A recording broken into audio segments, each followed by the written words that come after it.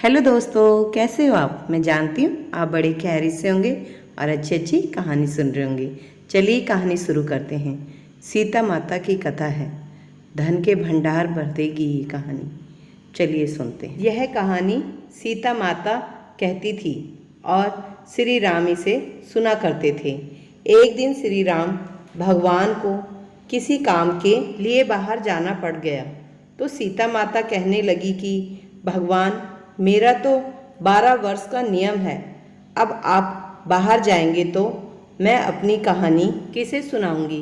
श्री राम ने कहा कि तुम कुएं की पाल पर जाकर बैठ जाना और वहाँ जो औरतें पानी भरने आएंगी उन्हें अपनी कहानी सुना देना। सीता माता कुएं की पाल पर जाकर बैठ जाती है। एक स्त्री आई। उसने रेशम की जरी की साड़ी पहन रखी थी और सोने का घड़ा ले रखा था। सीता माता उसे देख कहती है कि बहन, मेरा 12 वर्ष का नितनेम सुन लो। पर वह स्त्री बोली कि मैं तुम्हारा नितनेम सुनूंगी तो मुझे घर जाने में देर हो जाएगी और मेरी सास मुझसे लड़ेगी। उसने कहानी नहीं सुनी और चली गई। उसकी रेशम जरी की साड़ी फट गई। सोने का घड़ा मिट्टी के घड़े में बदल गया।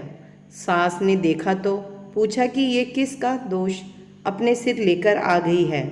बहू ने कहा कि कुएं पर एक औरत बैठी थी। उसने कहानी सुनने के लिए कहा, लेकिन मैंने सुनी नहीं, जिसका यह फल मिला। बहू की बात सुनकर अगले दिन वही साड़ी और घड़ा लेकर सास कुएं की पाल पर गई। सास को वही माता सीता बैठी मिली तो माता सीता ने कहा कि बहन, मेरी कहानी सुन लीजिए। सास बोली कि एक बार छोड़, मैं तो 4 बार कहानी सुन लूँगी। राम आए, लक्ष्मण आए, देश के पुजारी आए, नित नेम का नेम लाए।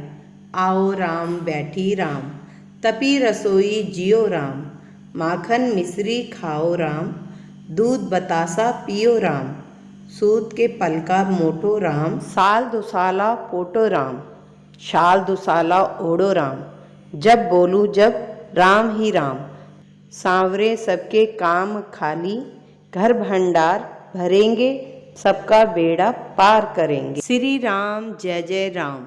सास बोली कि बहन, कहानी तो बहुत अच्छी लगी। कहानी सुनकर सास घर चली गई और उसकी साड़ी फिर से रेशम जरी की बन गई। मिट्टी का घड़ा फिर सोने के घड़े में बदल गया।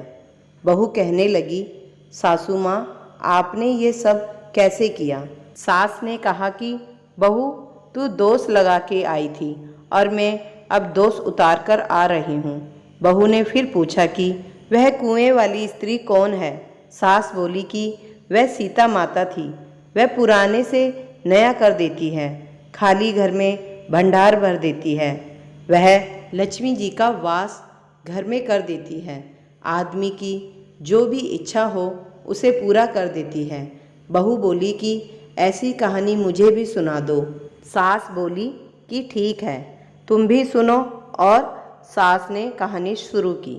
राम आए, लक्ष्मण आए, देश के पुजारी आए, नित नेम का नेम लाए।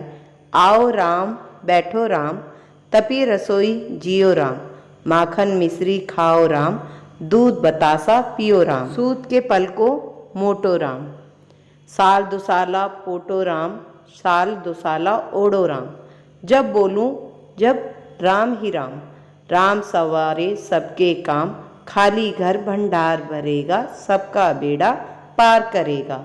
श्री राम जय जय राम। राम कहानी सुनकर बहू बोली कि कहानी तो बहुत अच्छी है। सास ने कहा कि ठीक है, इस कहानी को रोज कहा करेंगे। अब सास बहू रोज सवेरे उठती, नहाती धोती और पूजा करने के बाद नित नेम की सीता की कहानी कहती।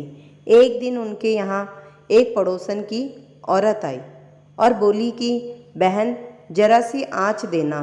तो वह बोली कि आँच तो अभी हमने जलाई नहीं है। पड़ोसन ने कहा कि तुम सुबह 4 बजे से उठकर क्या कर रही थी। फिर उन्होंने कहा कि सुबह उठकर हम पूजा करते हैं, फिर सीता माता की नित नेम की कहानी कहते हैं। पड़ोसन ने उनकी बातें सुनकर फिर कहा कि माता सीता की कहानी कहने से तुम्हें क्या मिला? वह बोली कि इनकी कहानी कहने से घर में भंडार भर जाते हैं, सारे काम सिद्ध होते हैं, मन की इच्छा भी पूरी होती है। पड़ोसन कहती है कि बहन, ऐसी कहानी तो मुझे भी सुना दो। फिर वह बोली कि ठीक है, तुम भी यह कहानी सुन लो। सारी कहानी सुनने के बाद पड़ोसन कहने लगी, बहन, कहानी तो मुझे बहुत अच्छी लगी। अब वह पड़ोसन भी नित नेम सीता माता की कहानी कहने लगी। कहानी कहने से सीता माता पड़ोसन के भी भंडार भर दिया करती थी। अब तो पूरे मोहल्ले में नित नेम की कथा चल पड़ी। हर किसी की मनोकामना पूरी होने लगी। हे सीता माता, जैसे आपने उनके भंडार भरे हैं, वैसे ही आप हमारे भी भंडार भरना। कहानी सुनने वालों के भी और कहानी कहने वालों के भी। उत्तर प्रदेश, बिहार, हिमाचल प्रदेश और हरियाणा के कुछ क्षेत्रों में आज भी यह कथा सीता माता जयंती पर चाव से सुनाई जाती है।